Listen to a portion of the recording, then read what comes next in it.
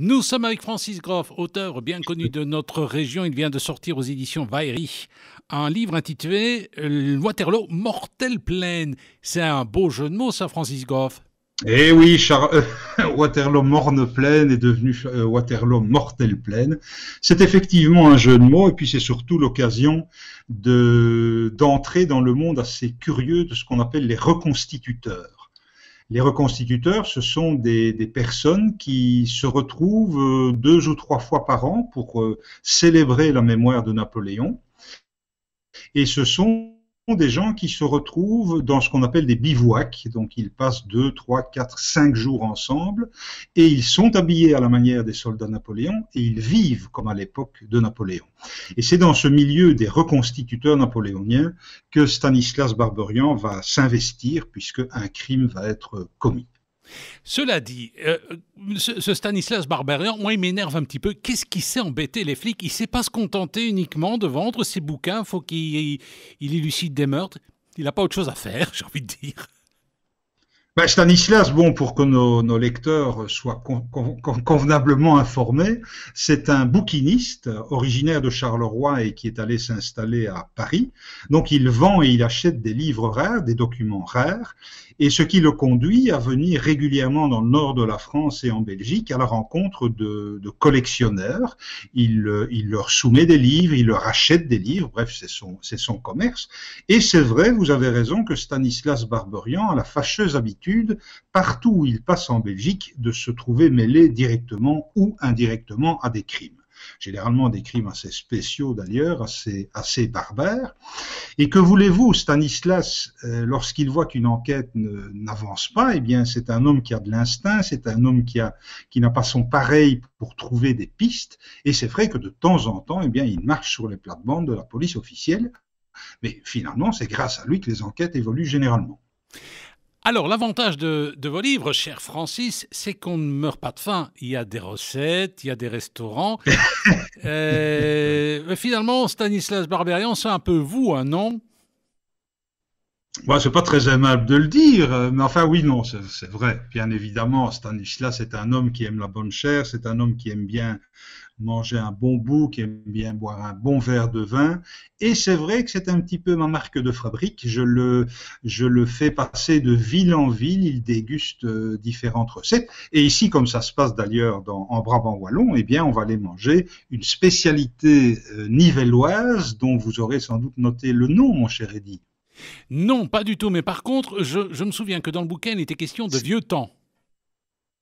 Oui, mais ici, il est question de tarte aljotte. La tarte aljotte est une spécialité nivelloise à base de beurre et de fromage gras, voyez-vous, et de bêtes. On met quelques bêtes pour donner de la couleur, mais le reste, c'est une véritable bombe calorique. Ça, je peux vous en parler. La vieux temps, oui, effectivement, c'est aussi une des caractéristiques de Stanislas Barberian, c'est que partout où il passe, comme c'est un homme curieux, c'est un érudit, il aime qu'on lui explique un peu l'histoire des régions qu'il traverse, et c'est vrai qu'il est question de vieux temps, il est question de Marc-Arian, il est question d'Arlette Vincent, la présentatrice du Jardin extraordinaire, il est question de gens comme Hergé, comme Edgar P. Jacobs, ce genre de choses. Donc, partout où il passe, il rencontre des gens qui lui témoignent comment dirais-je, d'anecdotes à caractère historique ou culturel. Il faut peut-être signaler que ce livre est paru aux éditions Vaillery et que chez Vaillery, il y a notamment des spécialistes du monde judiciaire et qui apportent leur connaissance. Ça aide. C'est tout à fait exact. Comme mon personnage, Stanislas Barberian, est un homme qui n'est investi d'aucun pouvoir judiciaire, je dirais, donc c'est un homme qui enquête, mais à titre privé, il est toujours, et vous l'avez souligné tout à l'heure, il est toujours un peu à la limite, un peu borderline, puisque à côté de lui travaillent de vrais enquêteurs, des policiers véritables, qui, eux, sont tenus par des procédures.